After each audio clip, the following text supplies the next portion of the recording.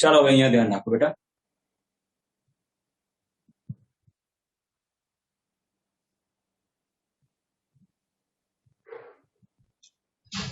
Good morning sir. Good morning બેટા. ચાલો હવે અહીંયા ધ્યાન રાખો. શું ભાઈ અત્યાર સુધી ચાલ્યું એટલું તૈયાર કર્યું? હા સર. ઓકે, હવે એકાદ દિવસ છે ને બેટા, માત્ર હું પૂછીશ, એક વસ્તુ સમજી લેજો કે તમે શું તૈયારી કરી છે એ બધું હું બધાને પૂછીશ. એટલે તૈયારી તો કરવા જ માંડજો, એમને પીછો નહીં છોડું બેટા તમારો. બરાબર? ઓકે, ચાલો હવે અહીંયા ધ્યાન રાખજો. હવે જોઈએ ફ્લોરીનની અનિયમિત વર્તણૂક. બેટા, બીજા આવર્તમાં જે પી વિભાગના તત્વો છે, બીજા આવર્તના, તો બીજા આવર્તના પી વિભાગના જે તત્વો છે એ અનિયમિત વર્તણૂક ધરાવે છે. તમને ખબર છે કે લિથિયમની અનિયમિત વર્તણૂક તમે ભણી ગયા, બેરિલિયમની અનિયમિત વર્તણૂક ભણી ગયા કે નહીં? હા સર. બરાબર છે. તો એ બધા તત્વોની જેમ બીજા આવર્તનું ફ્લોરીન પણ અનિયમિત વર્તણૂક ધરાવે છે. સાંભળ્યું મેં શું કીધું? બીજા આવર્તના જે તત્વો છે, એટલે ખાસ કરીને હું વાત કરું પી વિભાગના તત્વો, ચાલો ને ભાઈ. તો બીજા આવર્તના જે પી વિભાગના અન્ય તત્વો છે એની જેમ ફ્લોરીન પણ અનિયમિત વર્તણૂક ધરાવે છે. શું અનિયમિત વર્તણૂક છે પહેલા તો એની વાત કરીએ બેટા. તો ફ્લોરીન માટે આયનીકરણ એન્થાલ્પી, વિદ્યુત ઋણતા અને વિદ્યુત ધ્રુવ પોટેન્શિયલ. બરાબર? આયનીકરણ એન્થાલ્પી, વિદ્યુત ઋણતા અને વિદ્યુત ધ્રુવ પોટેન્શિયલ. બેટા, વિદ્યુત ધ્રુવ પોટેન્શિયલ એટલે શું? રેડોક્સ વાળું ચેપ્ટર યાદ કરો.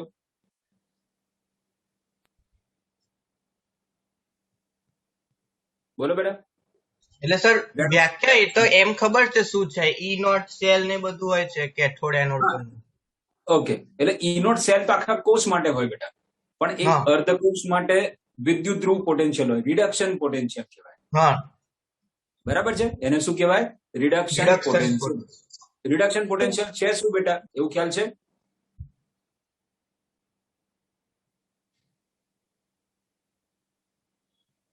હા કે ના કઈ તો કશું વાંધો નહીં.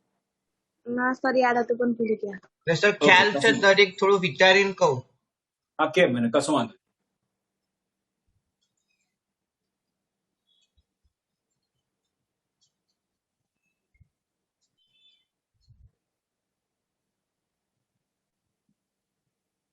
સર કોઈ રાસાયણિક વસ્તુનું ઇલેક્ટ્રોન ગુમાવવાની અથવા મેળવવા માટેની જે ટેન્ડન્સી હોય ને અથવા ક્ષમતા, તેને રેડોક્સ પોટેન્શિયલ કહેવાય. રેડોક્સ પોટેન્શિયલ નહીં, રિડક્શન પોટેન્શિયલ કહું છું. હા, રિડક્શન પોટેન્શિયલ. આવશે ધૂંધલું યાદ છે. કશું વાંધો નહીં. રિડક્શન શબ્દ સાથે શું સંકળાયેલું છે? ઇલેક્ટ્રોન મેળવવા કે ઇલેક્ટ્રોન ગુમાવવા? ઇલેક્ટ્રોન મેળવવા. હા, એટલે આપણાથી એવું કહેવાય બેટા, વિદ્યુત ધ્રુવો જે હોય ને એ વિદ્યુત ધ્રુવોની ઇલેક્ટ્રોન સ્વીકારવાની વૃત્તિની સાપેક્ષ તીવ્રતા. હા, સમજ્યું? વિદ્યુત ધ્રુવોની ઇલેક્ટ્રોન સ્વીકારવાની વૃત્તિની સાપેક્ષ તીવ્રતા એ શું છે બેટા? Reduction potential. બોલ, ક્લિયર? હા, અને સર એ હાઇડ્રોજનના રિડક્શન પોટેન્શિયલ ની સાપેક્ષે મપાય બીજા બધા તત્વો. બિલકુલ હાઇડ્રોજનની સાપેક્ષે મપાય બેટા. બરાબર? હાઇડ્રોજનનો પોટેન્શિયલ કેટલો ગણીએ? 0. તો એની સાપેક્ષમાં, એટલે કે હાઇડ્રોજનની સાપેક્ષમાં ઇલેક્ટ્રોન મેળવવાની વૃત્તિ વધારે હોય તો મૂલ્યો ધન આવે, અને ઇલેક્ટ્રોન મેળવવાની વૃત્તિ ઓછી હોય તો મૂલ્યો ઋણ આવે. 0 કરતા ઓછા અને 0 કરતા વધારે. બોલો, આટલું ક્લિયર? હા સર. એટલે આમાં કેવું છે બેટા, જરા ધ્યાનથી જોશો ને તો કે ફ્લોરીનના કેસમાં કેવું છે, એક તો આયનીકરણ એન્થાલ્પી, બીજું વિદ્યુત ઋણતા, બરાબર છે, અને ત્રીજું વિદ્યુત ધ્રુવના પોટેન્શિયલ. હવે આપણે ક્લોરીન માટે, એટલે કે સોરી, હેલોજન માટે એક ધારણા બાંધી હોય કે હેલોજન માટે આ પ્રમાણે હોવા જોઈએ. સમજ્યા કે નહીં? કારણ કે હેલોજન વધારે વિદ્યુત ઋણતા વાળા છે, એટલે આપણને એવી આશા બેસે ને કે ભાઈ એના મૂલ્યો આની આસપાસ હોવા જોઈએ. એક ધારણા બંધાઈ હોય બધા હેલોજન માટે. ખરું કે નહીં? હા સર. પણ હા, સર. એમાં કોણ વાંકો ગયો? ફ્લોરિન વાંકો ગયો. એટલે એની જે આયનીકરણ એન્થાલ્પી છે, વિદ્યુત ઋણતા છે અને વિદ્યુત ધ્રુવ પોટેન્શિયલના મૂલ્યો જે અપેક્ષા રાખી હતી આપણે, એ અપેક્ષા કરતા ઊંચા માલુમ પડ્યા.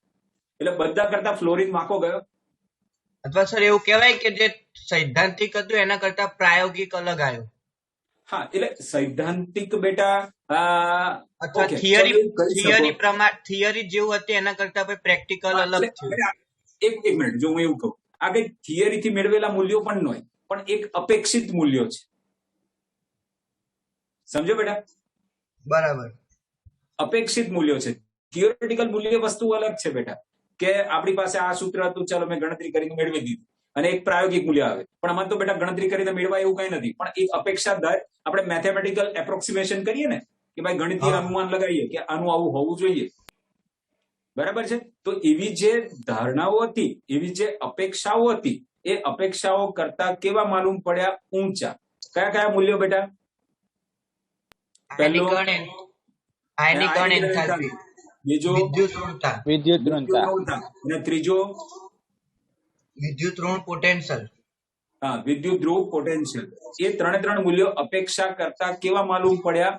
ઊંચા. ક્લિયર? એટલે ફ્લોરિન તૈયાર વાંકો ગયો. હવે બીજી કઈ કઈ જગ્યાએ વાંકો જાય બેટા? જુઓ, એની આયનીય ત્રિજ્યા અને સહસંયોજક ત્રિજ્યા.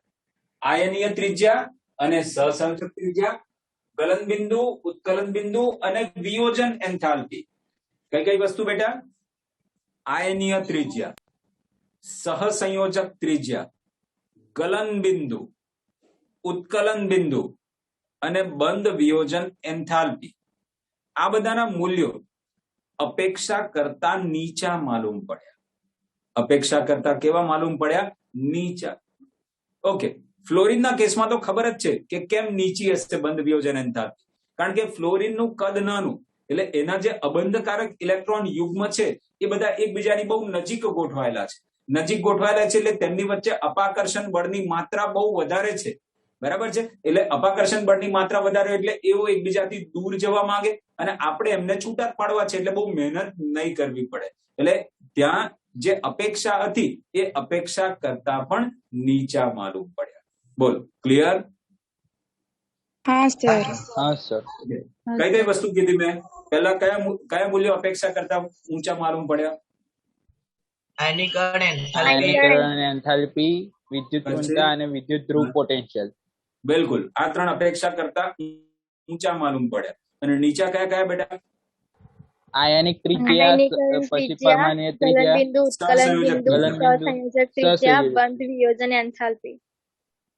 બિલકુલ, આ બધા અપેક્ષા કરતા કેવા માલુમ પડ્યા? નીચા. બોલ, ક્લિયર? ત્રીજો પોઈન્ટ. હવે આ બધા માટે જવાબદાર પરિબળ તો મેં તમને સમજાવી દીધું કે ભાઈ એક તો ફ્લોરિનનું કદ બહુ નાનું છે, એની વિદ્યુત ઋણતા બહુ ઊંચી છે. ખરું કે નહીં બેટા?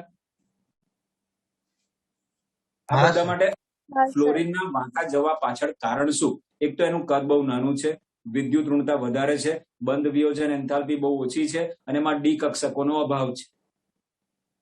ખરું કે નહીં? ઓકે, તો આવું થવા પાછળ, અનિયમિતતા દર્શાવવા પાછળનું કારણ શું કીધું મેં?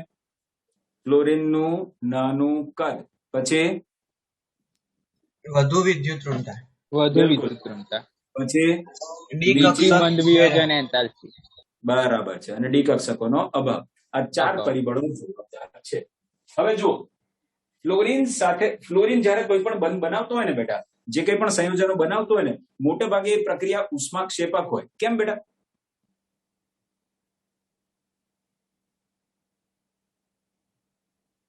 ફ્લોરિન બહુ નાનું છે ને, ત્યાં ઋણ વીજભાર કેવો? એકદમ પ્રબળ હશે. એટલે આકર્ષણ બળની માત્રા બહુ વધારે હશે. આકર્ષણ બળની માત્રા વધારે હોય તો ઉર્જા વધુ મુક્ત થાય. બરાબર. તો આવા સંજોગોમાં એની મોટા ભાગની પ્રક્રિયાઓ કેવી હોય છે? ઉષ્માક્ષેપક. બોલ, ક્લિયર બેટા? હા સર. રીઝન શું કીધું? પ્રબળ બંધ બનવાને કારણે. શેને લીધે બેટા? પ્રબળ બંધ બનવાને કારણે. હવે ફ્લોરિન છે ને બેટા, એક માત્ર ઓક્સો એસિડ બનાવે છે. લાસ્ટ ટાઈમ આપણે ઓક્સો એસિડ શું છે એની માહિતી આપી હતી. બરાબર છે. શું યાદ હોય તો કહો મને. ઓક્સો એસિડ એટલે શું? સર કોઈ સંયોજનમાં ઓક્સિજન દ્વિબંધ દ્વારા મુખ્ય તત્વ સાથે જોડાયેલો હોય તો અને દ્વિબંધ દ્વારા ઓક્સિજન જોડાય તો એને કયો સમૂહ કહીએ છીએ? ઓક્સો સમૂહ. ઓક્સો. બરાબર. અને બીજું એની સાથે કોણ જોડાયેલું હશે? અને બીજું હાઇડ્રોજન સાથે ઓક્સિજન જોડાયેલો હોય અને એ જ ઓક્સિજન બીજા તત્વ સાથે જોડાયેલો હોય. બિલકુલ બરાબર છે. આ થઈ ગયા ઓક્સો એસિડ. બરાબર. તો આ જે ફ્લોરિન છે ને એ માત્ર એક જ ઓક્સો એસિડ બનાવે છે બેટા. જ્યારે હેલોજનના તો મેં 4 બતાવ્યા હતા, ખબર છે ને? HClO, HClO2, HClO3 અને HClO4. નામ યાદ છે કોઈને કે ભૂલી ગયા? ભૂલી ગયા સર. હા, કઈ નહીં. ચાલ અહીં જુઓ. HClO, HClO2, HClO3 અને HClO4. એટલે આ છે O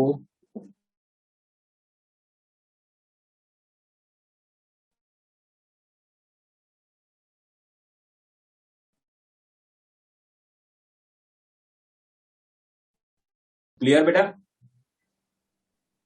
હા સર. બરાબર. HClO શું? Hypochlorous acid. HClO2 chlorous acid. HClO3 chloric acid અને HClO4 પર ક્લોરિક એસિડ. એટલે જો ક્લોરીન કેટલા બધા ઓક્સો એસિડ બનાવે છે, પણ એની સરખામણીમાં ફ્લોરિન તો માત્ર એક જ ઓક્સો એસિડ બનાવે છે. એટલે વાંકો ગયો કે નહીં?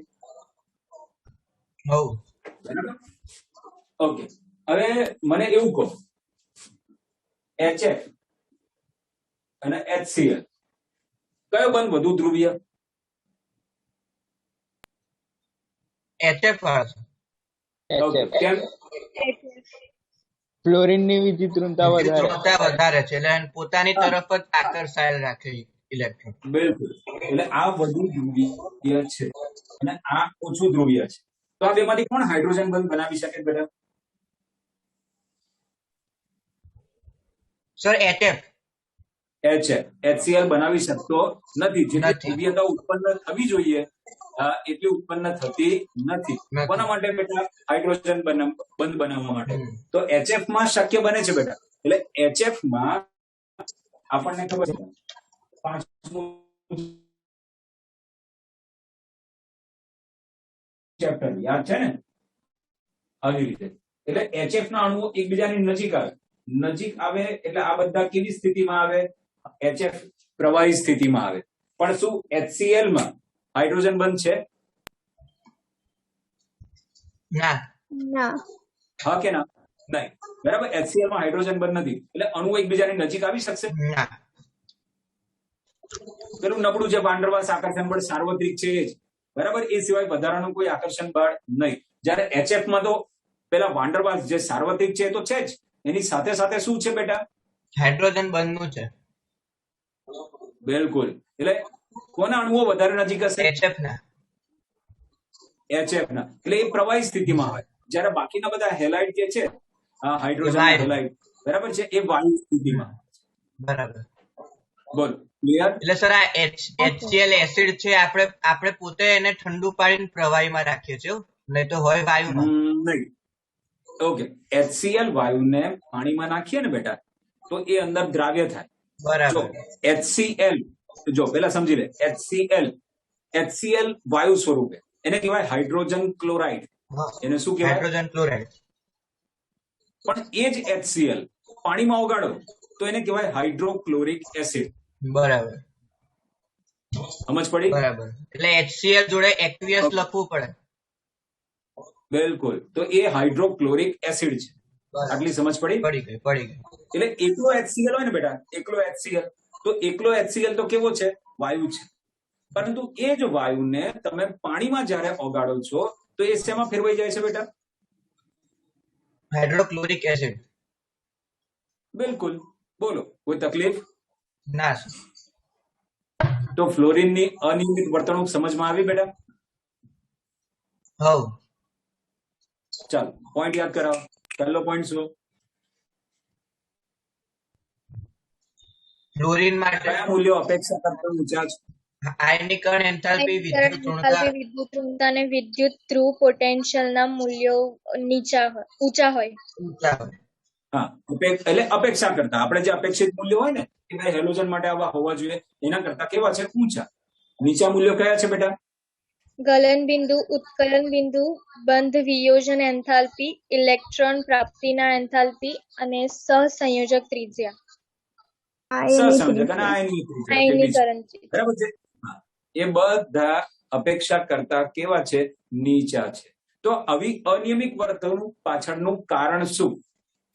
કે ફ્લોરિનનું નાનું કદ, એનું કદ નાનું છે, નીચી બંધ, હા, નીચી બંધ એન્થાલ્પી અને વધુ વિદ્યુત ઋણતા. હા, ઓકે. આ પરિબળો કક્ષકની ગેરહાજરી. હા, ડી કક્ષકોની ગેરહાજરી અથવા ડી કક્ષકોનો અભાવ. તો આ પરિબળો ફ્લોરિનને બીજા કરતા જુદો બનાવે છે. ઓકે. પછી ફ્લોરિન કેમનો વાંકો ગયો એ સમજાવ્યું આપણે. તો શું કીધું? ફ્લોરિન કેટલા ઓક્સો એસિડ બનાવે છે? એક જ. માત્ર એક જ. એક જ. બરાબર છે. HOF. બરાબર, બીજું કોઈ બનાવતો જ નહીં બેટા. જ્યારે આ પહેલા ટાઈપનો છે ને હાઇપોફ્લોરસ, ફ્લોરિન હોય તો શું કહીશું? હાઇપોફ્લોરસ. સમજી ગયા? હા. અભાવ. જ્યારે અન્ય હેલોજન તત્વો શું છે? ઘણા બધા ઓક્સો એસિડ બનાવે છે બેટા. હા. ઓકે, એટલે આવી રીતે તે જુદો પડે. પછી તો શું પણ કીધું? ફ્લોરિનના કદાચ ફ્લોરિનમાં ઓક્સો એસિડ બને જ કેવી રીતે? કેમ કે ફ્લોરિનને તો -1 જ છે, એ કઈ બદલાવાનું નથી. તો પછી ઓક્સો એસિડ માટે દ્વિબંધ જોઈએ બનાવવા માટે, તો એ થોડું અઘરું ના પડે બનાવવા? અઘરું પડે, બને છે. હું તમને બતાવીશ. આપણે જ્યારે ઓક્સો એસિડ ભણીશું ને આ ચેપ્ટરમાં બેટા, ત્યારે સમજાવીશ. હા, ઓકે. ઓકે. એટલે અહીંયા વસ્તુને સમજો કે ભાઈ અન્ય તત્વો તો આટલા બધા ઓક્સો એસિડ બનાવે છે, પરંતુ ફ્લોરિનનો એકમાત્ર ઓક્સો એસિડ જાણીતો છે. પછી HF માં કેવું છે બેટા? તો કે ભાઈ વધુ ધ્રુવીયતાને લીધે પ્રબળ હાઇડ્રોજન બંધ બને છે. પ્રબળ હાઇડ્રોજન બંધ બને એટલે અણુઓ એકબીજાની કેવા નજીક ગોઠવાય, એટલે એ પ્રવાહી સ્થિતિમાં હોય છે. જ્યારે અન્ય મોટા કદવાળા હેલોજનના જે આપણે કહીએ હાઇડ્રોજન હેલાઇડ, બરાબર છે, તો એ બધા કેવા હોય છે? વાયુ સ્વરૂપે હોય છે. ક્લિયર? હા સર. ઓકે. તો આટલે સુધી કોઈ તકલીફ બેટા? ના.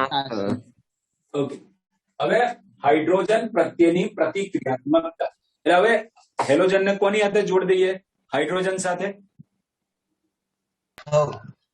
ઓકે. તો હાઇડ્રોજન અને હેલોજન ભેગા થાય તો હાઇડ્રોજન હેલાઇડ બને કે નહીં? મેં તમારે શું કીધું? હાઇડ્રોજન હેલાઇડ ને પાણીમાં નાખો તો શું બને?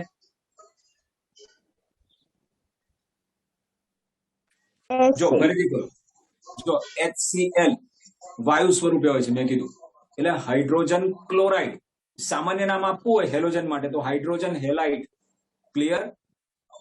એ જ વસ્તુ પાણીમાં ગઈ તો હાઇડ્રોક્લોરિક એસિડ એટલે કે હાઇડ્રોહેલિક એસિડ. બરાબર. ક્લિયર? હા સર. ઓકે. શું કીધું મેં? ફરીથી બોલો જોઈએ. હાઇડ્રોજન અને હેલોજન ભેગા થઈને શું બનાવશે? Hydrogen halide. Hydrohalic acid. ના ના ના ના ના ના ના. હાઇડ્રોજન અને હેલોજન ભેગા થઈને હાઇડ્રોજન હેલાઇડ. પછી હાઇડ્રોજન હેલાઇડ ને પાણીમાં ઓગાળીશું તો તે હાઇડ્રોહેલિક એસિડ બનાવશે. આટલી સમજ પડી? હા સર. ઓકે. હવે અહીંયા સમજો કે ભાઈ એસિડિક પ્રબળતા. બેટા એસિડિક પ્રબળતા એટલે શું સમજો? જે H+ તરત મુક્ત કરી દે. ઓકે, એની એસિડિક પ્રબળતા વધારે. હવે મને કે વધારે. H બોન્ડ F તોડવો છે અને H બોન્ડ I તોડવો છે, કયો બંધ સરળતાથી તૂટશે? H અને I વાળો. કેમ? એક તો લાંબો કદના લીધે અને વિદ્યુત ઋણતા I ની ઓછી. બિલકુલ. એટલે બંધ લાંબો એટલે સરળતાથી તૂટી જાય. હા. તો મને કે HF ઇઝીલી H+ મુક્ત કરશે કે HI ઇઝીલી H+ મુક્ત કરશે? HI. કોઈ HF પણ બોલી? ના HI સર. HI. ઓકે બેટા, બંધ જેટલો મોટો, જો એક કોમન સેન્સ ની વસ્તુ છે અહીંયા જુઓ.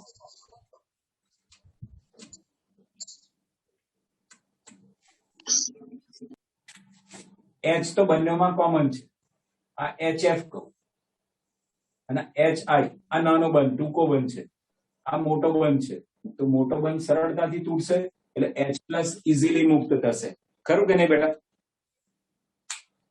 હા સર. હા સર. તો એનો મતલબ વધુ એસિડિક કોણ થયું? HI. બરાબર છે. તો એસિડિક પ્રવર્તાનો ક્રમ કયો થશે બેટા? HF is less than HCl is less than HBr is less than HI, ખરું કે નહીં? હા સર. હા સર. ઓકે, હવે તમે મને કહો આ વધારે સ્થાયી કે આ વધારે સ્થાયી? HF. HF વાળો. હા, સ્થાયી વસ્તુ કોને કહેવાય? જે જલ્દી તૂટે નહીં. હવ. ઓકે, તો બેટા એસિડિક પ્રવર્તાના ક્રમ કરતા સ્થિરતાનો ક્રમ કેવો થઈ જશે? ઊંધો. ઊંધો. બરાબર છે. તો સ્થિરતાના ક્રમની વાત કરું તો HF is greater than HCl is greater than HBr is greater than HI. બોલો, ક્લિયર? હા હા સર. સર. કોઈ તકલીફ બેટા આટલે સુધી? ના ના. સર. ના. ઓકે, આ બંને ટોપિક બિલકુલ ક્લિયર ને બેટા? હા સર. હા હા સર. સર. ઓકે, હવે O2 પ્રત્યેની પ્રતિક્રિયાત્મકતા એટલે ઓક્સિજન પ્રત્યેની પ્રતિક્રિયાત્મક. આમાં શું થાય બેટા? હેલોજન લીધો, ઓક્સિજન સાથે પ્રક્રિયા કરાય તો હેલોજનના ઓક્સાઇડ બનશે. શું બનશે બેટા? હેલોજનના ઓક્સાઇડ. ઓક્સાઇડ. ક્લિયર? હેલોજન હા સર. અને ઓક્સિજન ભેગા થઈને ઓક્સાઇડ બનાવશે. પણ સૌથી મોટી અગત્યની વસ્તુ, મોટા ભાગના ઓક્સાઇડ કેવા છે? અસ્થાયી છે. મોટા ભાગના ઓક્સાઇડ કેવા છે? અસ્થાયી. એમાં કોઈ ખાસ સ્થિરતા જોવા મળતી નથી. આ ખાસ ધ્યાનમાં રાખજો. ફ્લોરિનની વાત કરીએ તો ફ્લોરિન માત્ર 2 ટાઈપના ઓક્સાઇડ બનાવે છે બેટા, OF2 અને O2F2. કયા કયા બેટા? OF2 અને O2F2. નામ મેં પહેલા કીધા છે, કહો જોઈએ. ઓક્સિજન ડાયફ્લોરાઇડ અને ઓક્સિજન મોનોફ્લોરાઇડ. ઓકે, ઓક્સિજન ડાયફ્લોરાઇડ અને ઓક્સિજન મોનોફ્લોરાઇડ. એમાં જે OF2 છે ને બેટા, OF2 એ 298 કેલ્વિન તાપમાને ઉષ્મીય સ્થિરતા ધરાવે છે. એનો મતલબ શું બેટા? ઉષ્મીય સ્થિરતા ધરાવે છે એનો મતલબ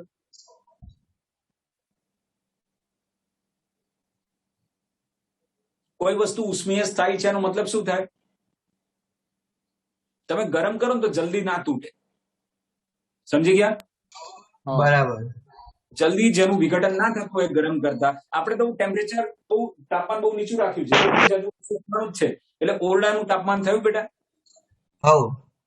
ઓકે, તો ઓરડાના તાપમાને તે ઉષ્મીય રીતે સ્થાયી છે. બોલો, ક્લિયર?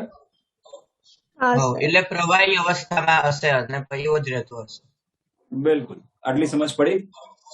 એટલે હા, એવું જરૂરી નથી કે પ્રવાહી જ અવસ્થામાં હોય, એવું ના કહેવાય બેટા. કારણ કે ઓરડાના તાપમાને સ્થાયી છે તો ઓરડાના તાપમાને ઘણા વાયુઓ પણ સ્થાયી નથી હોતા, હોય છે. બરાબર એટલે છે? જે કઈ અવસ્થામાં હશે પણ એ એમાં જ રહેશે. હા, વિઘટન નથી પામતો. આટલી સમજ પડી? ઓકે, હવે બેટા એક સિમ્પલ વસ્તુ કહીએ કે આ બધા તે મને હમણાં નામ કીધું. શું કીધું? OF2 નું ઓક્સિજન ડાયફ્લોરાઇડ. ઓક્સિજન ડાયફ્લોરાઇડ. O2F2 નું શું કીધું? ઓક્સિજન મોનોફ્લોરાઇડ. તો આપણે એવી રીતે કેમ નામ આપ્યું? ક્લોરીન ઓક્સાઇડ, ક્લોરીન ડાયોક્સાઇડ, એવું કેમ નામ ના આપ્યું?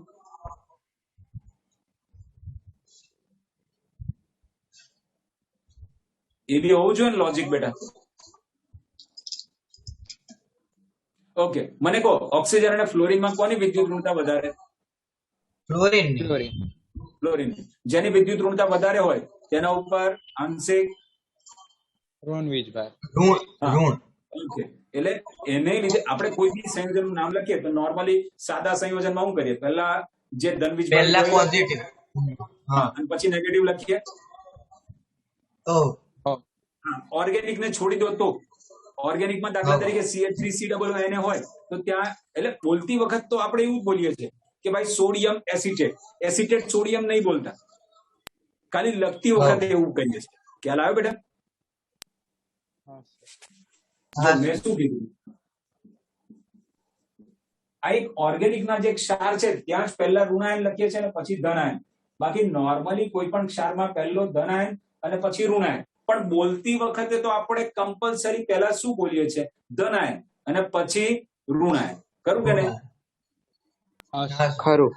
ઓકે, તો પછી વીજભારિત કોણ, ઘન વીજભારિત કોણ, એટલે કમ્પેરેટિવલી એમ ઓછી વિદ્યુત ઋણતા વાળું કોણ, તો કે ઓક્સિજન. એટલે આપણે ઓક્સિજનના ફ્લોરાઇડ તરીકે એને ઓળખીએ છીએ, નહીં કે ફ્લોરિનના ઓક્સાઇડ. બોલો, આટલી સમજ પડી? બરાબર. હા સર. ઓકે, હવે આ જે છે O2F2 ક્યાં કામમાં આવે બેટા? તો કે એ માન લો કે એકવાર ન્યુક્લિયર બળતણ વપરાઈ ગયું હોય, તો વપરાઈ ગયેલા ન્યુક્લિયર બળતણમાં જે નકામું પ્લુટોનિયમ ને એવું પડી રહ્યું હોય પીયુ, મારે એને કાઢી નાખવું હોય તો એ અઘરું છે. તો શું કરે? તો કે પીયુ ની પ્રક્રિયા આની સાથે કરાવે અને PuF6 માં રૂપાંતર કરે, અને PuF6 ઇઝીલી દૂર કરી શકાય છે. બરાબર છે? એટલે શક્તિહીન જે ન્યુક્લિયર બળતણ હોય, શક્તિહીન ન્યુક્લિયર બળતણ એટલે હવે આગળ એ ઉપયોગમાં આવે એવું નથી, એનું કામ પૂરું થઈ ગયું છે બળતણ. બરાબર છે? તો લાકડું છે, લાકડામાંથી રાખ બની ગઈ, પતી ગયું, ચાલો રાખ હવે આગળ હળગવાની નહીં આગળ, એવી રીતે. એટલે કહેવાનો મતલબ એ છે કે જે શક્તિહીન બળતણ છે એ બળતણમાંથી પ્લુટોનિયમને દૂર કરવું છે, તો આની સાથે પ્રક્રિયા કરાવે અને શેમાં રૂપાંતર કરે? PuF6 માં, અને એને સરળતાથી દૂર કરી શકાય છે. એટલે આ કામ કરવા માટે પણ તેનો ઉપયોગ થાય છે. બોલ, આટલી સમજ? હા સર. ઓકે, પછી હવે બેટા Cl, Br અને I આ બધા ઓક્સાઇડ બનાવે છે. જો ફ્લોરિનમાં તો આપણને લિમિટેડ ઓક્સિડેશન અવસ્થા જોવા મળે છે. બરાબર છે બેટા? હવ. ઓકે, ફ્લોરિન તો કમ્પલસરી -1 જ ને બેટા? હવ. હા સર. એના સિવાય એની બીજી કોઈ ઓક્સિડેશન અવસ્થા એમાં તો હોતી નથી, એ આપણને ખબર છે. ઓકે, હા સર. જ્યારે ક્લોરીન, બ્રોમિન અને આયોડિન આ બધા જ્યારે ઓક્સાઇડ બનાવે ને બેટા, તો એમની ઓક્સિડેશન અવસ્થા આપણને +1 થી લઈને +7 સુધીની જોવા મળે છે. કઈથી કઈ સુધીની? +1 થી લઈને +7 સુધીની ઓક્સિડેશન અવસ્થાઓ જોવા મળે છે. અને બેટા શક્ય છે, કારણ કે બધા પાસે ડી કક્ષકો છે કે નહીં? હા સર. છે. ક્લોરીન, ચાલો આ ક્લોરીનની બાહ્યતમ કક્ષા કઈ?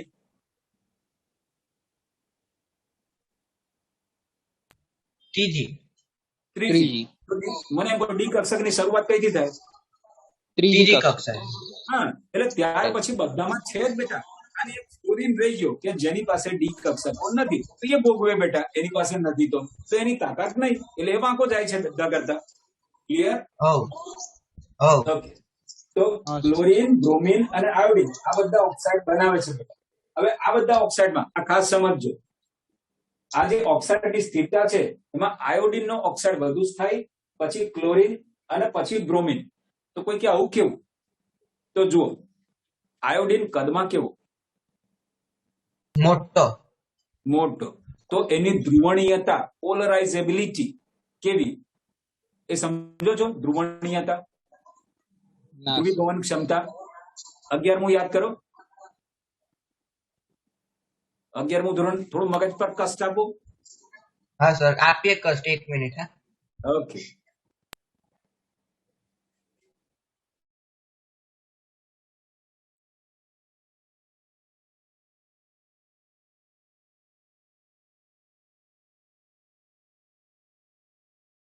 આવું ફિઝિક્સમાં એક હતું કે કોઈ વિદ્યુત ક્ષેત્રમાં મૂકીએ તો એને પોઝિટિવ અને નેગેટિવ એક લાઈનમાં આવી જાય, અને એટલે ધ્રુવીભવન થઈ ગયું કહેવાય, જે પહેલા નતું.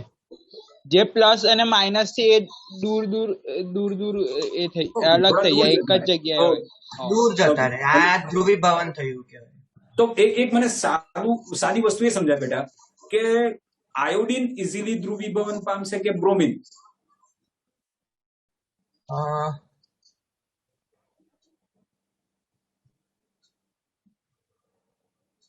આયોડિન બહુ મોટું છે એટલે એનું ઇલેક્ટ્રોન એટલે માઇનસ બહુ દૂર છે, પોઝિટિવ પણ બહુ દૂર છે, એટલે પોઝિટિવ નેગેટિવ વચ્ચે બહુ અંતર છે, તો કદાચ આયોડિન વહેલું પામે. પાકું, એકદમ પાકું બેટા, એકદમ પાકું. એટલે આયોડિન નો ઇલેક્ટ્રોન કેન્દ્રથી કેવો છે? દૂર છે ને બેટા? દૂર છે. હા, જ્યારે માન લે કે બ્રોમિન છે, તો બ્રોમિન નો ઇલેક્ટ્રોન કમ્પેરેટિવલી કેન્દ્રથી નજીક હશે. હવ. તો કયો ઇલેક્ટ્રોન ઇઝીલી ખેંચાઈ જશે? જે દૂર છે કે નહીં? એટલે એટલે આયોડિન છે ને એની જે ધ્રુવીભવન ત્યાં છે બેટા, એનો ફાયદો ઉઠાવે છે, એટલે એને કારણે એના ઓક્સાઇડ સ્થાયી બને છે. બરાબર. બરાબર છે. ઓકે, ક્લોરીન પાછો એના કરતા ખતરનાક ડી કક્ષકોની લાલચ આપી આપીને કામ પતાવે છે.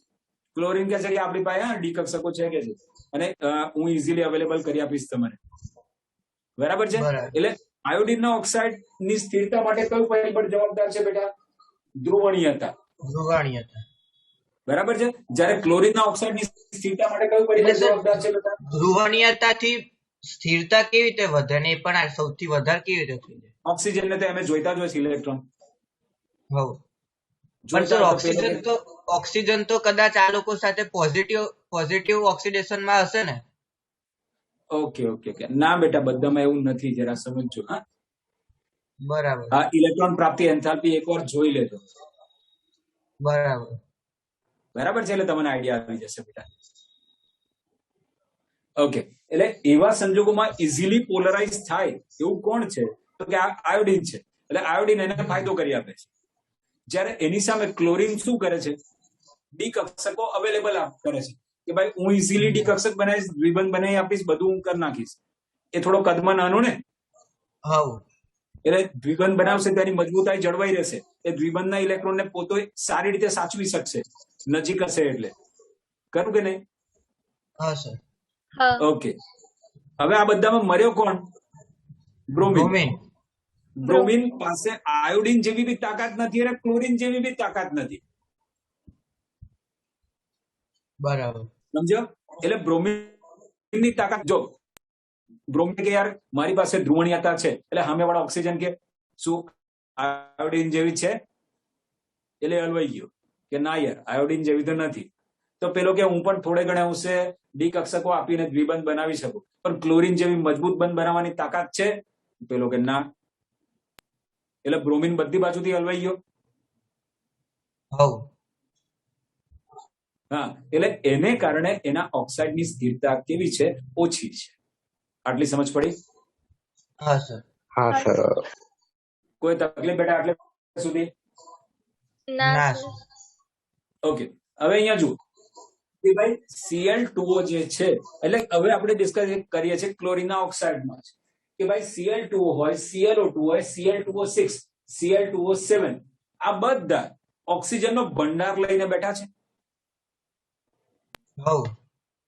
એટલે ઓક્સિજનનો ભંડારો એટલે પેલા વેચવા નીકળી પડે ને, ક્યાં આપ્યો ઓક્સિજન? હવ. હા, એટલે ઓક્સિજન આપે એટલે શું થઈ ગયા? ઓક્સિડેશન કરતા થઈ ગયા. હવ.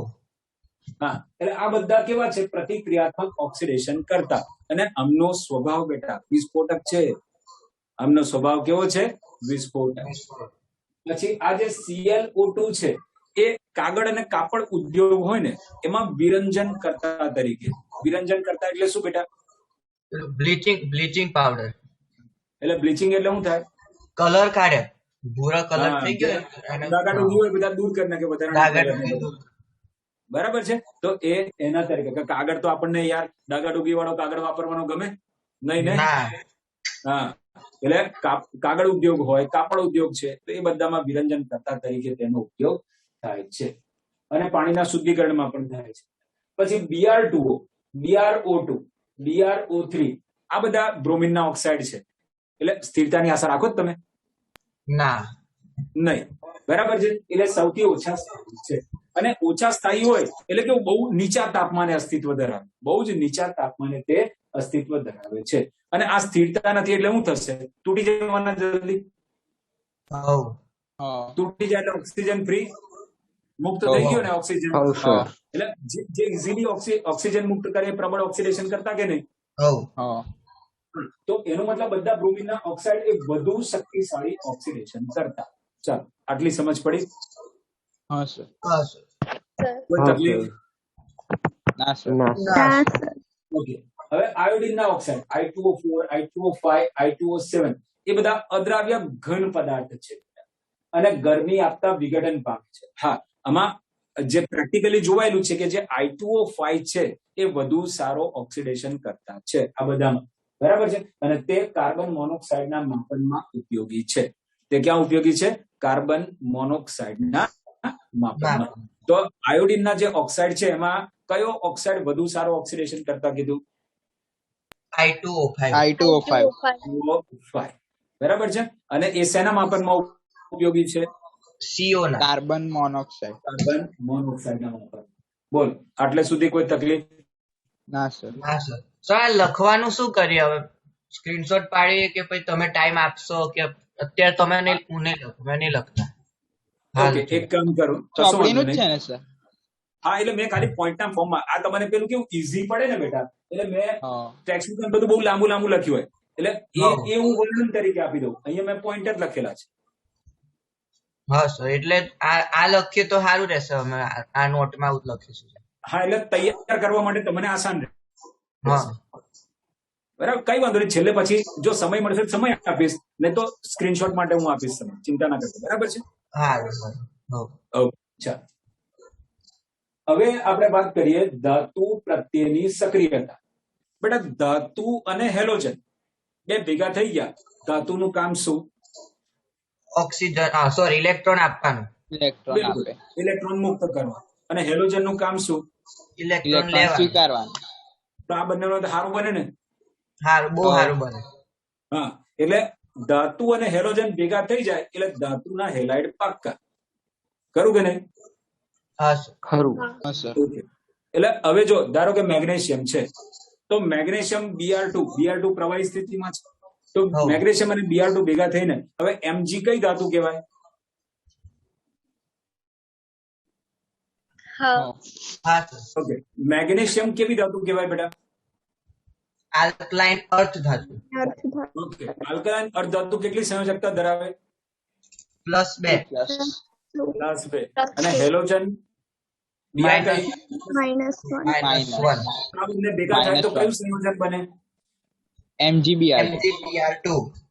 બિલકુલ, બરાબર છે. તો મેગ્નેશિયમ ની વાત કરું, બ્રોમિન સાથે જોડાઈને શું બનાવશે? MgBr2. હવે મને એવું કહો, કોની વિદ્યુત ઋણતા વધારે છે બધા હેલોજનમાં? બધા ફ્લોરિન. ક્લોરીનની.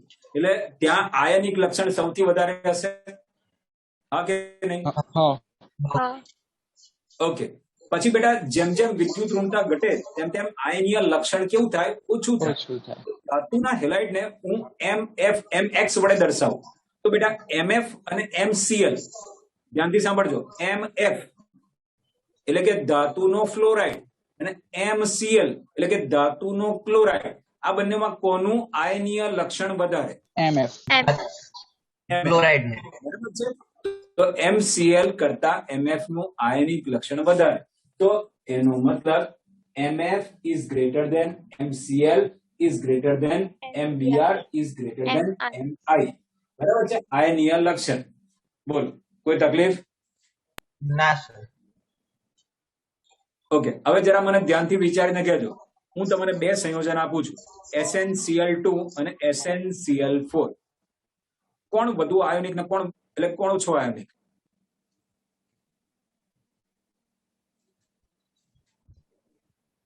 SnCl2 વધુ આયનિક. કેમ?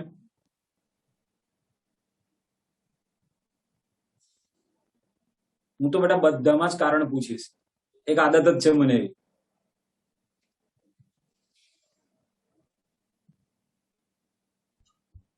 બેટા 11 માં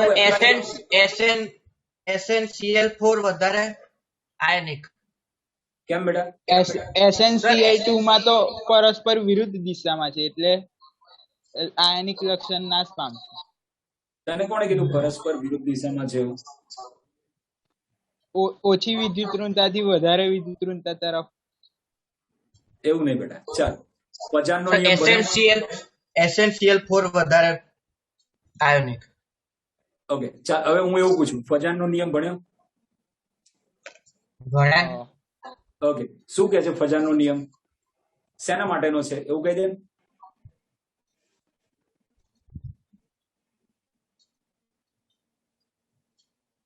બોલો બેટા, ફજાનનો નિયમ શેના માટેનો? સર કોઈ બંધ સહસંયોજક છે કે આયનિક છે તે સમજાવે. ઓકે, એને થોડું એવી રીતે બેટા રજૂ કર કે આયોનિક બંધમાં સહસંયોજક લક્ષણની પ્રકૃતિ કેટલી છે એના માટે. બરાબર. બરાબર. હવે મને એમ કે SnCl2 માં ધન વીજભાર કેટલો? ધન આખા સંયોજનમાં તો નહીં, ઝીરો SnCl2 માં ધન વીજભારિત આયન કેટલો ધન વીજભાર ધરાવે છે? ચાલો હું એવી રીતે પૂછું. એ +2, Sn +4, SnCl4 માં એ +4. ઓકે. તો બેટા કોણ Cl ના ઇલેક્ટ્રોન ને ઇઝીલી ખેંચી શકશે પોતાની તરફ? +4 વાળા અને સર +4 નું કદે ઘટી જાય, કદે બહુ હા. નાનું થઈ જાય. બિલકુલ. એટલે એ પ્રબળતાથી ખેંચી શકશે. હા સર. હા તો બેટા ઇલેક્ટ્રોન બે પરમાણુની નજીક વચ્ચે આવશે, હવ તેમાં કયું લક્ષણ ઉદ્ભવશે? સહસંયોગ. જાણ. સહસંયોજન. પડી સમજ કે ના હા, પડી? સહસંયોજક બંધમાં શું પડી. હોય? બંધના ઇલેક્ટ્રોન ક્યાં રહેલા હોય બેટા સહસંયોજક બંધમાં?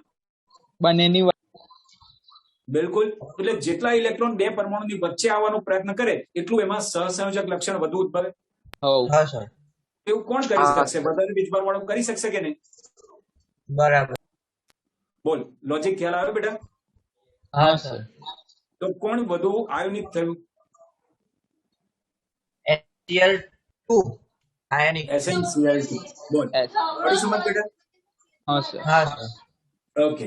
એટલે આપણે એવું કહીશું કે ભાઈ SnCl4, PbCl4, SbCl5, UF6 એ બધા SnCl2 આવું જોઈએ, 3 લખાઈ ગયું છે, કઈ વાંધો નહીં. PbCl2, SbCl3 અને UF4 કરતા વધુ સહસંયોજક છે. ક્લિયર? હા સર. બરાબર. આખું લોજિક સેટ થયું ને બેટા? આ U એટલે યુરેનિયમ ને, યુરેનિયમ. અને Sb એટલે હું? Sb એટલે તો પેલું એન્ટીમની. હા, એન્ટીમની. ઓકે. તો સર યુરેનિયમ તો છેક નીચે છે કદાચ આ એક્ટિનાઇડ માં, તે કઈ થી આવી ગયું આ બધું બનાવવા? અરે યુરેનિયમના સંયોજનો છે બેટા. બરાબર. બરાબર. હા. ખાસ કરીને ફ્લોરાઇડ સંયોજનો તો બધા બહુ છે બેટા. એકચ્યુઅલી યુરેનિયમના સમસ્થાનિકોને અલગ કરવાનો હોય ને બેટા, તો એના ફ્લોરાઇડ બનાવીને અલગ કરવામાં આવે. બરાબર. હા. જો દાખલા તરીકે એક સીધું લોજિક બતાવું બેટા. જો તું તરત તને ખ્યાલ આવી જશે. ધારો કે યુરેનિયમના બે સમસ્થાનિક લઉં, U235 ને U238. બરાબર. હા સર. ઓકે. બંનેના વજનમાં બહુ તફાવત નથી. ના નથી. ના ઓકે. બહુ ઓછો છે. હવે એમાં દાખલા તરીકે મને વધારે કામનું કોણ છે? તો કે U235. વધારે કામનું કયું આવે બેટા? 235. હા. હવે થાય શું? આખો જે યુરેનિયમનો જથ્થો મળે ને એમાં ખાલી 0.7% જેટલું હોય યાર, U235. કેટલું? 0.7. હવે હારું એને હોધી હોધીને અલગ કાઢવું કઈ રીતે? આ તકલીફ. એટલે આ લોકો શું કરાવે ખબર? કે ભાઈ આ માન લો કે ફ્લોરિન ના સંયોજનો સાથે તેની પ્રક્રિયા કરાવે, ClF3 ને એવા બધા. તો એ બધા સાથે એની પ્રક્રિયા કરાવે એટલે U235 વાળો પણ ફ્લોરાઇડ બનાવશે આવો UF6. બરાબર. હા. બે ટાઈપના ફ્લોરાઇડ બનશે, એક U235 થી અને બીજું U238 થી. હા કે નહીં? હા સર. હા. એટલે આપણી અને આ બંને પાછા વાયુઓ જ છે, એટલે કે બાષ્પશીલ સંયોજન છે. બરાબર. કયા કયા બેન? 235 અને 235 238. અને 238. હા, એટલે કે UF6 235 વાળો અને UF6 238 વાળો એ બંને કેવા છે? બાષ્પશીલ સંયોજન. એટલે આ લોકો શું કરે બેટા? એક નળી લે, એ નળીમાંથી બંનેને વેવડાવે, તો કોણ વહેલો ભાગી જશે? UF6 235 વાળો કે UF6 238 વાળો? 35 વાળો હલકો છે ને. હા, એ હલકો છે એટલે એ આગળ દોડશે. એટલે એને પછી લાંબા ગાળે દોડાવે ને પછી અલગ કરે બેટા. ખ્યાલ આવે છે? હવ. હા સર. આ પેલું ગ્રેહામનો વાયુ પ્રસરણનો સિદ્ધાંત હતો એમાં આવ્યો હતો. Complete. એ જ ગ્રેહામનો વાયુ પ્રસરણનો સિદ્ધાંત. બોલ, ક્લિયર? હા સર. ઓકે. હવે અન્ય હેલોજન સાથેની પ્રતિક્રિયાત્મકતા જોઈએ. તો હેલોજન અને હેલોજન ભેગા થઈ ગયા, અંતર હેલોજન. મેં તમને કીધું હતું કે નહીં? હા કીધું. હા સર. બરાબર. એટલે એક હેલોજન અન્ય હેલોજન સાથે જોડાય બેટા અને આંતર હેલોજન સંયોજનો બનાવે. Sir Okay? અન્ય હેલોજન ને આપણે એક પોતાની સાથે જોડાય એટલે Cl2F2 એ વાત નહીં ને સર? નહીં, અન્ય હેલોજન. બરાબર. બરાબર. એટલે એક હેલોજન અન્ય હેલોજન સાથે જોડાય અને આંતર હેલોજન સંયોજનો બનાવે. હવે XX', XX'3, XX'5 અને XX'7 આ 4 ટાઈપના આંતર હેલોજન સંયોજન બને. કયા કયા બેટા? XX', XX'3, XX'5 અને આવું XX'7. ઓકે. હવે મને એવું કે આમાં મોટા કદનો કોણ હશે ને નાના કદનો કોણ હશે?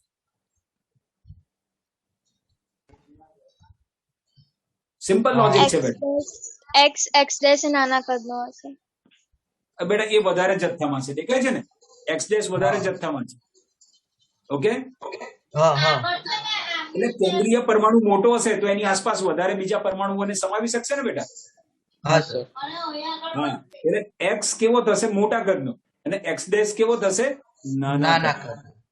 બોલ, આટલે સુધી કોઈ તકલીફ? હા એટલે સર પેલું IF7, IF5 એવું બનતું હશે. બિલકુલ. હવે હું એમ કહું, Cl ને કહું ClF7 બનાય તો તાકાત છે ને? ના બને. નહીં. ના બની શકે. ખબર પડી ને હો. બેટા? એની આસપાસ સમાઈ શકે એવી જગ્યા જોઈએ ને, કારણ કે પોતે જ નાના કદનો છે. જ્યારે આયોડિન કેવો છે? મોટા કદનો છે. એટલે એની આસપાસ સાત ફ્લોરિન લઈ આવો ને તો ચિંતા નહીં. બરાબર. ઓકે. હવે બેટા હું આયોડિન ની આસપાસ 7 ક્લોરીન લઈને આવું તો મેળ પડશે? ના એ થોડું અઘરું પડે. અઘરું પડે ને, કારણ કે Cl પોતે મોટો છે. ફ્લોરિન તો આખા સમૂહમાં સૌથી નાનો છે. એટલે એ આજુબાજુ આયોડિન ની આસપાસ 7 ક્લોરીન ગોઠવાઈ શકે. પરંતુ ક્લોરીન તો કદમાં મોટો છે. કદમાં મોટો એટલે શું થાય? એકબીજાની વધુ નજીક આવી જાય. હો. અને બધા હેલોજન ઢગલા બંધ અબંધકારક ઇલેક્ટ્રોન યુગ્મ લઈને બેઠા છે. એટલે એમની વચ્ચે અપાકર્ષણ બળની માત્રા બહુ વધી જાય. ખરું કે નહીં? હા સર. બોલો, આખું લોજિક સેટ થાય છે બેટા? હા સર. ઓકે. હવે અહીંયા સમજો બેટા, Cl2 માં પ્રયોગ એટલે કે Cl2 ની બનાવટ કરવી છે પ્રયોગશાળા. તો આ લોકો કઈ રીતે કરે? તો કે MnO2 અને HCl આ બંને વચ્ચે પ્રક્રિયા કરાય. ઓકે. કેટલો HCl લેવાનો ખાલી એટલું ધ્યાનમાં રાખો. ઓક્સિજનની સંયોજકતા કેટલી? -2. તો કેટલા ઓક્સિજન છે? 2 છે. એટલે બે 4. ચાર. હો. ઓકે. અહીંયા બીજું કયું? KMnO4. ઓકે. 2 મોલ KMnO4 માં કેટલા ઓક્સિજન દેખાય છે? 8. 8. તો 8 દુ 16 થયા. હા સર. પડી અવાજ? હા સર. ઓકે. હવે જો સમીકરણ તો એકદમ ઈઝી છે. KMnO4 તો પ્રબળ ઓક્સિડેશન કરતા જ કહેવાય છે ને? છે પ્રબળ ઓક્સિડેશન કરતા. એવું બીજો કયો બેટા પ્રબળ ઓક્સિડેશન કરતા? સર આવું KMnO4 ની જેમ લખીને દેખાય ને તો યાદ આવે, આમ ડાયરેક્ટ તો યાદ નહીં આવતું. ચાલો કઈ નહીં, હું યાદ કરાવું. K2Cr2O7 potassium dichromate. હા. બરાબર છે? હા સર. ઓકે. ચાલો હવે અહીંયા કઈ ધાતુ છે? Mn છે. હા સર. ઓકે. તો Mn એ MnCl2 બનાવશે. એ પોતાની એટલે MnO2 Mn+4 તરીકે છે બેટા. હા સર. એનું શું થશે રિડક્શન? MnCl2 માં એટલે Mn એ MnCl2 બનાવશે. બરાબર. ટોટલ કેટલા ક્લોરીન છે? 4. 4 માંથી 2 વાપરી કાઢ્યા. હો. તો 2 જ બાકી. હા સર. એટલે Cl2. Okay fine. હાઇડ્રોજન કેટલા છે? 4. અને ઓક્સિજન કેટલા? 2. તો 2 H2O થઈ ગયા.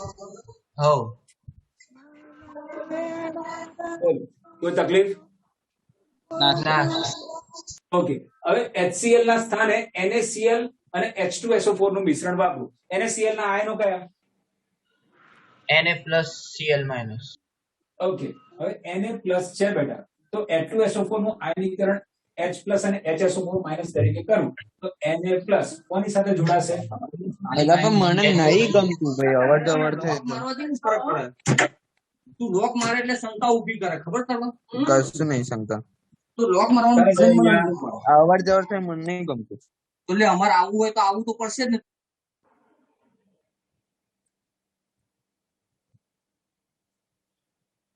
ઓકે, ચાલો અહીંયા ધ્યાન રાખો બેટા, ફરીથી ધ્યાનથી સમજો કે આ 4 HCl કેમ લખવાના એ ખબર પડી ગઈ ને?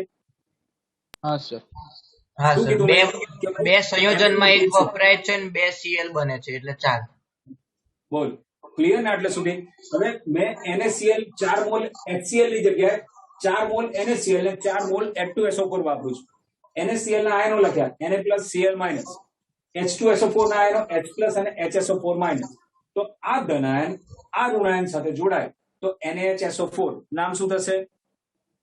સોડિયમ બાયસલ્ફેટ, અથવા હાઇડ્રોજન સલ્ફેટ. Hydrogen sulphate. હવ. હા, એટલે સોડિયમ બાયસલ્ફેટ, 4 સોડિયમ છે એટલે 4 NaHSO4 બની જશે. હવ. ઓકે, MnO2 Mn+4 છે એનું રિડક્શન થઈને Mn2+ માં થશે. હવ. એ MnCl2 બનાવશે. હવ. ઉપર જેવું જ, ઉપર આપણી પાસે કેટલા Cl હતા? 4. અહીં પણ 4 છે એટલે વધારાના 2 Cl પડે એ Cl2 બનાવશે. અને જે બાકીના હાઇડ્રોજન પડી રહ્યા બેટા એ હાઇડ્રોજન શું બનાવશે? પાણી. અરે, 2H2. બોલ, કોઈ તકલીફ? ના સર. ઓકે, તો અહીંયા પણ એ પ્રમાણે પ્રક્રિયા લખવાની, બહુ સિમ્પલ છે. કે છે તો કે કયો હેલાઇટ બનાવે? KCl જ બનાવે કે નહીં? હા સર. ઓકે, તો કે છે તો KCl. કેટલા કે દેખાય તમને? 2. 2. તો 2 KCl લખી નાખ્યા. હા સર. 2 Mn દેખાય છે કે નહીં? હવ. હા સર. 2 Mn Cl2 બનાવશે. બરાબર? હા સર. ઓકે, કેટલા આપણે હવે 16 HCl લીધા છે બરાબર છે? તો અહીંયા તમે સેટ કરો કેટલા Cl છે? 16. 16. એમાંથી અત્યારે કેટલા વાપર્યા? 2 અને 4 6 વાપર્યા. હવ. તો 10 બાકી ને? 10 બાકી. તો 5Cl2 લખાશે બેટા? હા સર. ઓક્સિજન કેટલા છે? 8. 8. તો 8 H2O પાક્કા. હવ. ચાલો, કોઈ તકલીફ? ના સર. હા સર, ખાલી યાદ રાખવું પડે. હા, પણ એવું નહીં, એ જો કોઈ બી સમીકરણ માન લે કે મારે MnO2 છે તો આખું સમીકરણ કઈ ગોખવાની જરૂર નથી. કે MnO2 છે તો લાય 4 HCl લખી દો. Mn છે તો શું બનાવશે? MnCl2 બનાવશે. બરાબર? હા. 2 ક્લોરીન બચ્યા, Cl2 બની ગયું. ઓક્સિજન કેટલા છે? 2. તો 2 H2O પતી ગયું. બરાબર છે? મોલ KMnO4 છે એનો મતલબ 8 દુ 16 HCl લીધા. હા સર. ઓકે, 2 K છે તો 2 KCl, 2 Mn છે તો 2 MnCl2. ટોટલ કેટલા ક્લોરીન વાપરી કાઢ્યા? 6. 16 માંથી 10 બચ્યા તો 5 Cl2. અને ઓક્સિજન કેટલા છે? 8. તો 8 H2O.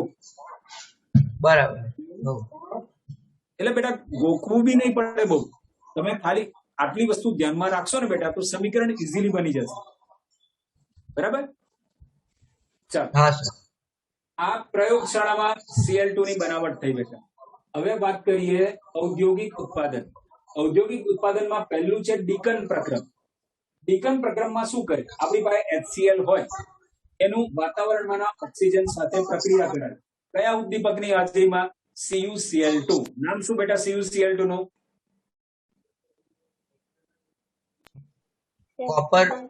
Copper chloride. આવું ના બોલેલા. Copper Cuprous dioxide.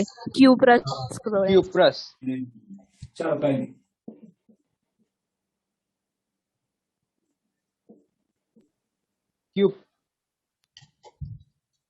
Cupric chloride. ઓલા ઓલા. હવ. હા સર. Okay. તો આમાં CuCl2 એટલે Cu+2 તરીકે છે. એ શું થઈ ગયું? ક્યુપ્રિક. એટલે HCl અને O2 ભેગા થશે. કયા ઉદ્દીપકની હાજરીમાં? CuCl2 ઉદ્દીપકની હાજરીમાં 723 કેલ્વિન તાપમાન. ઓકે, હવે અહીંયા જુઓ 4 Cl છે. જો કોઈ જ અક્કલ નથી વાપરવાની. ઓક્સિજન કેટલા દેખાય બેટા? 2 દેખાય છે ને? હવ. તો 4 HCl લઈ લઈશું.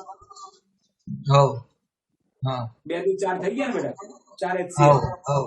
4 Cl છે તો 2 Cl2 અને 2 ઓક્સિજન છે તો 2 H2O. બોલ. બરાબર. હવ. હા સર. હું વિદ્યુત વિભાજન કરું બેટા. કોનું? તો કે NaCl નું દ્રાવણ, સાંદ્ર NaCl નું દ્રાવણ બેટા, અથવા એને ક્ષાર જળ કહીશું, બ્રાઇન કહીશું. તો આમાં થાય શું બેટા? એક પાત્ર લીધું, એમાં વિદ્યુત ધ્રુવો ડૂબાડ્યા, આ વિદ્યુત ધ્રુવોને બેટરી સાથે જોડ્યા,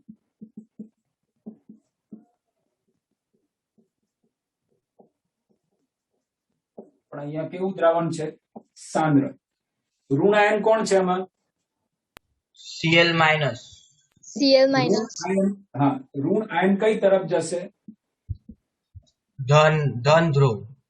હા, ધન ધ્રુવ એટલે એનોડ, અને એનોડ ઉપર શું થશે? ઓક્સિડેશન થાય. બરાબર.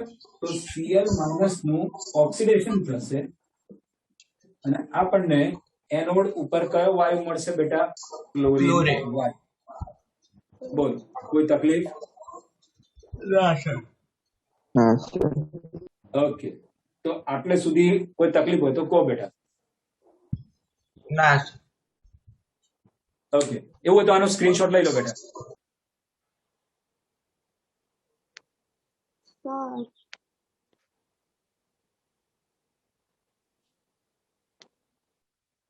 લઈ લીધો છે. ઓકે, બરાબર. તો આટલું પહેલા બરાબર તૈયાર કરીને આવજો. હા, શું કહો બેટા?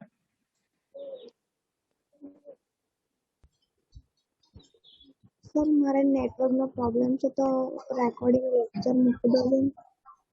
હા, હું તમને છે ને 1-2 દિવસમાં આનું પણ રેકોર્ડિંગ આવી જશે બેટા. બરાબર છે? આખા ચેપ્ટર નું જેટલું ચાલ્યું છે ને એનું. Okay sir. Okay sir. Sir Cl2 ની બનાવટ માટે આપણે ઓર્ગેનિક ની રિએક્શન ના લેવાય. કયું બેટા? ઓર્ગેનિક આપણે જોયું છે ને અમુકમાં બધા આ કરે Cl2 આડ પ્રોડક્ટ આડ પેદાશમાં મળતું હોય. બિલકુલ. પણ બેટા જ્યારે મારે પ્રયોગશાળામાં બનાવવો હોય તો લેબ લેવલ પર જે પ્રક્રિયકો અવેલેબલ હોય એનાથી ઇઝીલી બનવું જોઈએ. ખરું કે નહીં? એટલે સર આ અઘરા નહીં લાગતા ઓર્ગેનિક કરતા આજે આપણે બધા લખ્યા એ?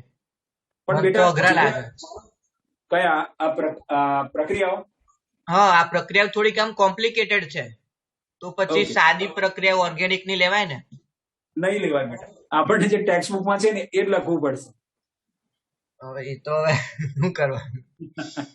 અને બીજી વસ્તુ સમજ બેટા, ઔદ્યોગિક ઉત્પાદન કહેતો હોય જ્યારે હું, તો ઔદ્યોગિક ઉત્પાદનનો શું મોટા પ્રમાણમાં બનાવી શકવું જોઈએ, સરળતાથી ઓછા ખર્ચે બધું જ. ખરું કે નહીં? હા સર. તો એનું જે રો મટીરિયલ છે એ પણ સસ્તું હોવું જોઈએ. બધા કેટલાય પરિબળો જોવા પડે બેટા. ઉદ્યોગોમાં એમને તો Cl2 બનાવાય નહીં. હા, તો એ બધી એટલે કે Cl2 નું ઉત્પાદન આ બધી જરૂરિયાતોને અનુલક્ષીને કોનામાંથી મેળવી શકાય એ જોવું પડે બેટા. તો એ બધી આ પ્રક્રિયાઓ છે. બરાબર. બરાબર છે? એટલે એમાં આપણે કઈ સંછેડી ના શકીએ બેટા. ઓકે? નહીં તો સર ઓર્ગેનિક માં તો દરેક 5માં એક જગ્યાએ Cl2 બન્યા કરે એટલે સાચી વાત. પણ બેટા એ ઔદ્યોગિક દ્રષ્ટિએ કામનું નહીં ને. એ આડપેદાશ તરીકે થોડું ઘણું મળતું હોય પછી એને અલગ કરો ને બધા નાટક કેટલા શુદ્ધતાથી માંડીને બધું જ. બરાબર કે નહીં? બરાબર સર. ખર્ચો બી જોવાનો નહીં યાર. ખાલી ખર્ચો વધી ના જાય. સાચી વાત. બરાબર. ઓકે, ચાલો બાય બેટા. Bye. Bye sir. I We'll be